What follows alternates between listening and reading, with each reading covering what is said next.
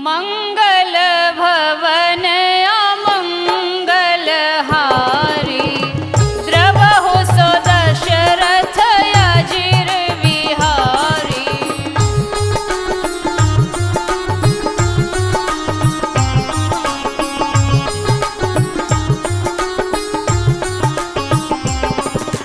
अब प्रभु कृपा करहु जय भांति सब तजि भजन करहु दिन राति। दीन दयाल बिरध संभारी हरहु नाथ मम संकट भारी।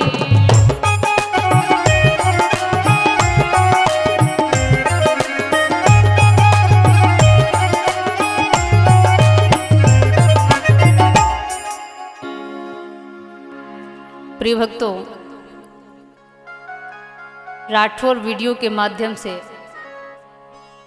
रामायण का पवित्र आख्यान राम विवाह आप सुन रहे हैं। तो आइए इस पावन कथा में हम सभी लोग प्रवेश करते हैं। सुने कि जनक सुता और राम का परिणय प्रेम प्रसंग संगीता वर्णन करे हृदय बड़ी है उमंग। भाई बहनों, जनक नंदिनी सीता जी ने वर्षों पुराना भगवान भोलेनाथ का वो धनुष उठा लिया जो बहुत भारी था। और सीता जी ने एक दिन यूं ही खेल खेल में उस धनुष को उठा करके दूसरी जगह रख दिया। उस धनुष को बड़े बड़े शूरवीर भी नहीं उठा पाते थे। सीता के बल पौरुष को देखकर राजा जनक के मन में अति प्रसन्नता हुई और उसी समय प्रतिज्ञा की, जो वीर इस धनुष को तोड़ देगा उसी वीर के साथ मेरी सीता का विवाह होगा। प्रिय भक्तों, इसी प्रयोजन से धनुष यज्ञ का उत्सव किया गया। देश विदेश के राजाओं महाराजाओं के लिए निमंत्रण पत्रिका भिजवा दी गई और स्पष्ट लिख दिया गया कि यहां दावत का निमंत्रण नहीं, यहां बल और पौरुष की जांच का उत्सव है। निमंत्रण पत्रिका पाकर देश विदेश के राजा महाराजा आने लगे। उत्सव की निमंत्रण पत्रिका पाकर विश्वामित्र भी श्री राम और लक्ष्मण को लेकर चल देते हैं। रास्ते में अहिल्या का उद्धार प्रभु के द्वारा होता है और इस तरह वह चलते चलते आज जनकपुरी में आ जाते हैं। कि जनक राज ने जब सुना आए हैं मुनिनाथ, स्वागत करने को चले ब्राह्मण दल के साथ। राजा जनक ने विश्वामित्र का स्वागत सम्मान किया। इसके बाद उन दोनों बालकों का भी परिचय पूछा तो विश्वामित्र समझाते हैं कि रघुकुल मणि दशरथ के जियाए, मम हित लागी नरेश पठाए। सुनो राजन, ये रघुकुल मणि दशरथ के पुत्र हैं। उन्होंने मेरे हितार्थ इनको भेजा है।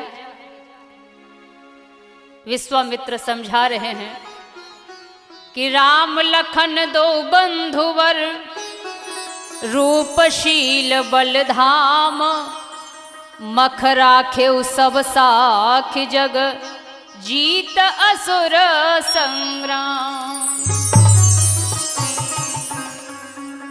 ये दोनों भाई राम और लक्ष्मण शीलवान और बलशाली हैं। इन्होंने मेरे संग्राम में असुरों को जीतकर मेरे यज्ञ की रक्षा की है और इसका सारा जगत साक्षी है महाराज। यही नहीं, ऋषि पत्नी अहिल्या का उद्धार भी श्री राम के द्वारा हुआ है। यह सुनकर राजा को बड़ी प्रसन्नता हुई। वो हृदय में पुलकायमान है, बार बार श्री राम और लक्ष्मण को देखते हैं। उनकी आंखें देखते हुए नहीं आघाती हैं। लगता है जैसे साक्षात कामदेव दो रूपों को धारण कर पृथ्वी पर आया है। राजा जनक ने उनका उचित सम्मान किया कि राम लखन मुनिराज का किया पूर्ण सम्मान और दिया ठहरने के लिए सुंदर सुखद स्थान। सभी को सुंदर स्थान पर ठहराकर भोजन कराया। भोजन करके विश्राम कर ही रहे थे, तब तक लक्ष्मण के मन में नगर देखने की लालसा हुई। तो श्री राम ने अपने भैया लखनलाल के हृदय की बात को समझ लिया। तो देखिए महाराज, लखन हृदय लाल साब से जाय जनकपुरा आई देखी राम सिया राम जय जय राम राम सिया राम जय जय राम।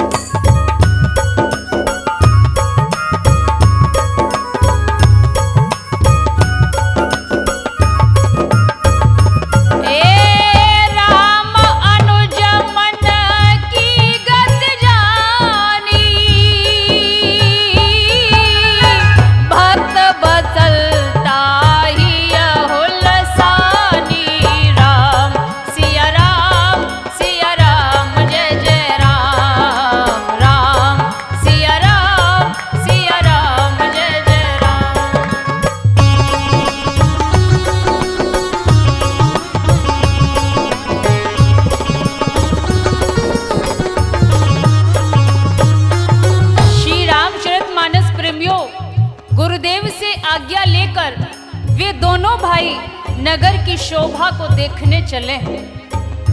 ओ देखन नगर भूप सुत आए, समाचार पुरवासी न पाए राम सिया राम जय जय राम राम सिया राम जय जय राम।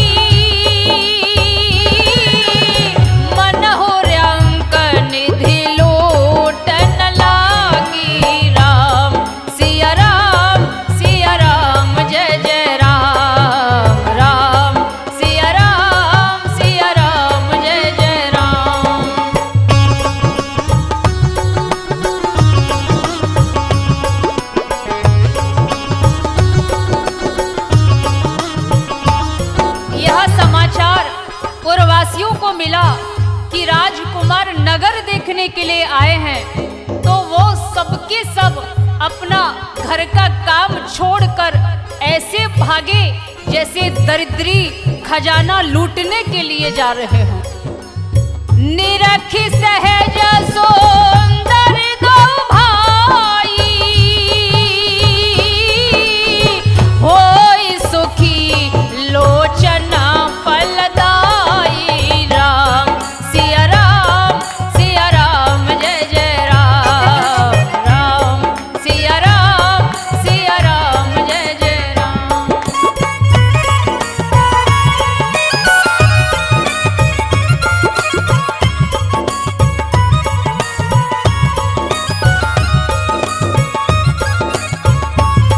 ओ युवती भवन झरोखन लागी,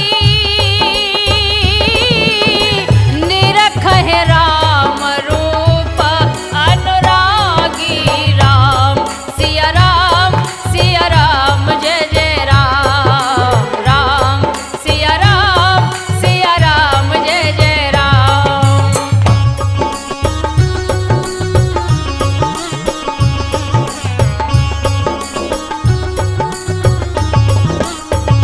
ओ कहहि परस्पर वचन सप्रीति, सखी न कोट काम छवि जीती। राम सिया राम जय जय राम, राम सिया राम जय जय। वे आपस में कहती हैं, हे सखियों, इन्होंने कामदेव की शोभा को जीत लिया है। सुर नर असुर नाग और मुनियों में भी ऐसी शोभा नहीं पाई जाती। सुंदरियां अटारी और महलों से देखी देखी, नेक ना अघाती, नैन पलक ना चलाती हैं। जिस ओर जाते श्री राम लखन दोनों भ्रात, तो भीड़ों पर भीड़ें टूट गलियन में आती हैं। अब लाएं छोड़ छोड़ प्यारे ललनाओं को, देख श्याम गौर रूप नेक ना अघाती हैं। पापा जी श्री खेतपाल सिंह शोभहु कही न जाए, संगीता शीश श्री राम को झुकाती है। भीड़ों पर भीड़ें टूट रही हैं गलियों में श्री राम का दर्शन करने के लिए। तो देखिए महाराज किस तरह से भीड़ इकट्ठी हो रही है कि द्वारों छतों झरोखों पर, खिड़कियों पे और अटारों पर,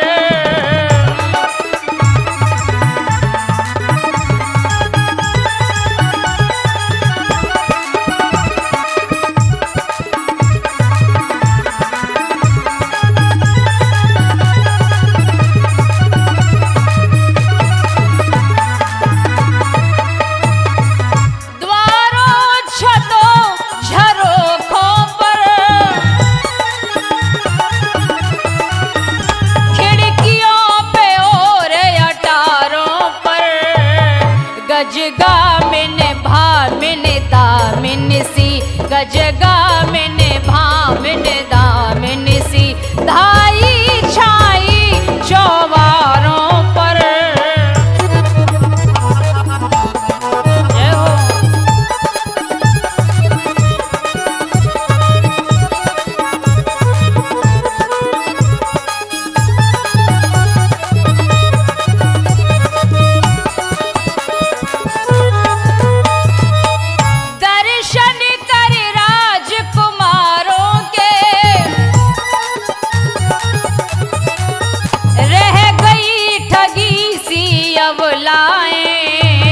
अपनी अपनी वो टोली में फिर बोली ऐसे ललनाए।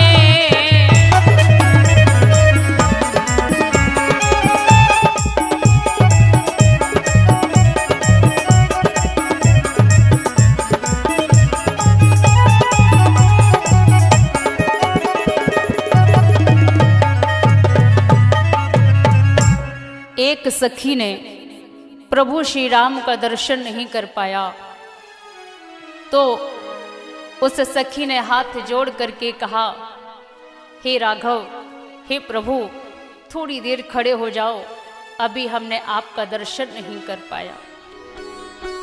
जरा देर ठहरो राम, तो क्या नहीं है, अभी हमने जी भर के देखा नहीं है, अभी हमने जी भर के देखा नहीं है।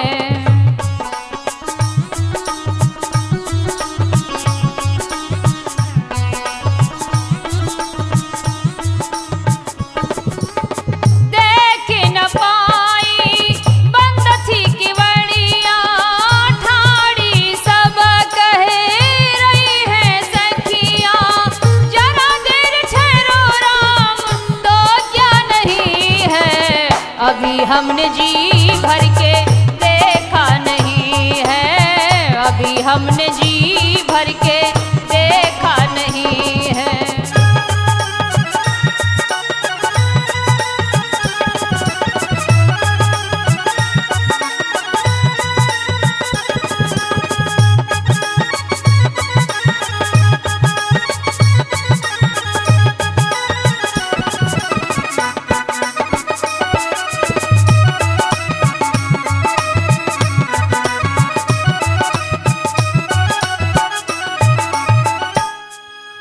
इस तरह वे उनके रूप को देखकर आपस में बात करती हैं कि बहना देखो तो सही इन दोनों के रूप, कोटि काम छवि जीत कर प्रगटे युगल अनूप।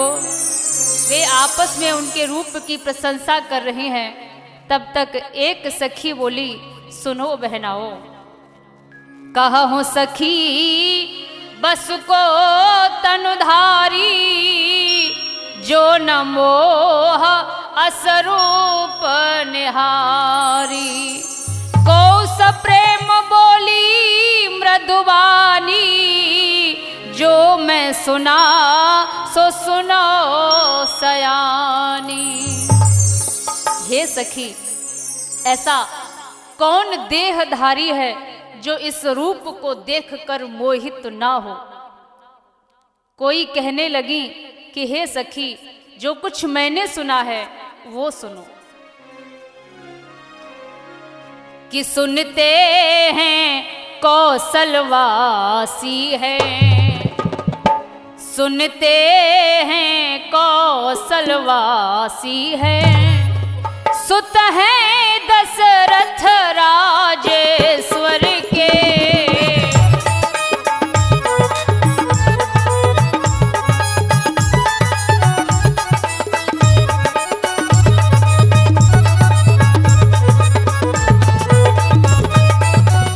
सुनते हैं कौशलवासी है,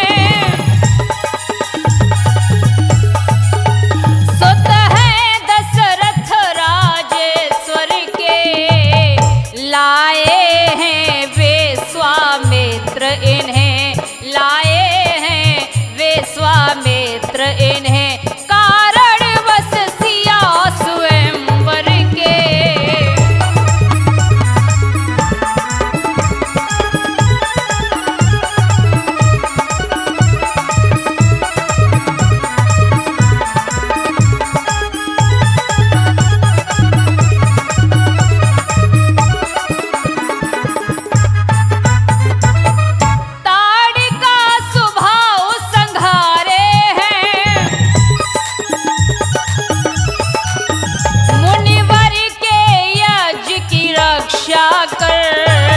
फिर बड़े पतित पावन ये हैं, फिर बड़े पतित पावन ये हैं, तारी है शिला अहिल्या कर।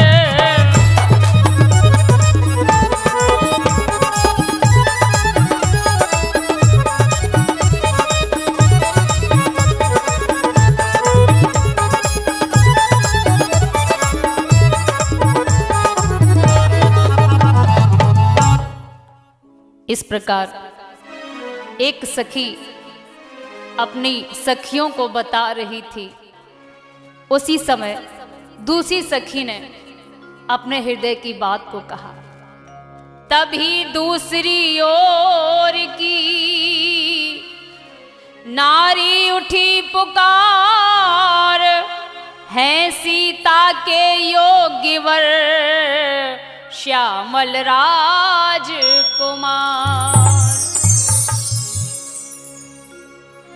आपस में सखियां इस तरह से बात कर रही हैं। इधर संध्या समय होने पर ये दोनों भाई वापस अपने गुरु जी के पास में आए, पुनः वंदन किया। गुरु चरणों की सेवा करने के बाद गुरु आज्ञा से दोनों भाई सो गए। सवेरा होने पर सर्वप्रथम राम और लक्ष्मण जागते हैं, गुरु को प्रणाम किया और गुरु की आज्ञा पाकर दोनों भाई पूजा के लिए फूल लेने के लिए चले हैं। जब ये दोनों भाई उस बाग में पहुंच गए तो बाग बाग थी बाग की फैली हुई बहार, और फूल फूल कर फूल भी लुटा रहे थे प्यार। पुष्प वाटिका की शोभा देखकर दोनों भाई दंग रह गए। माली की आज्ञा लेकर वो दोनों भाई आज फूल चुनने लगे। तो उसी समय देखिए महाराज क्या होता है। ते ही अवसर सीता तहाँ आई, गिरजा पूजन जनन पठाई।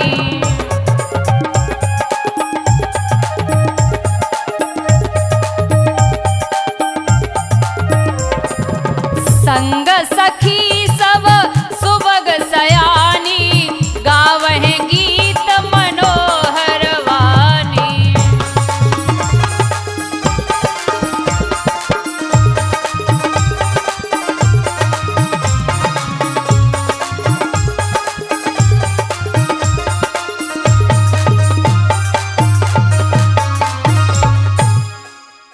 उसी समय सीता जी भी पुष्प वाटिका में अपनी सहेलियों के साथ आ जाती हैं मां गिरजा की पूजा करने के लिए। सीता जी की सखियां फूल तोड़कर सीता जी का श्रृंगार भी कर रही हैं। तब तक सीता जी की एक सखी बिछुड़ गई और वो सखी वहां पहुंची जहां राम और लक्ष्मण फूल चुन रहे थे, फूल ले रहे थे। उन दोनों राजकुमारों को जिस समय देखा तो बावली सी हो गई। लौट करके आई तो उसने अपनी प्यारी सीता जी से कहा, सखी अपनी पुष्प वाटिका में दो सुंदर राजकुमार आए हैं,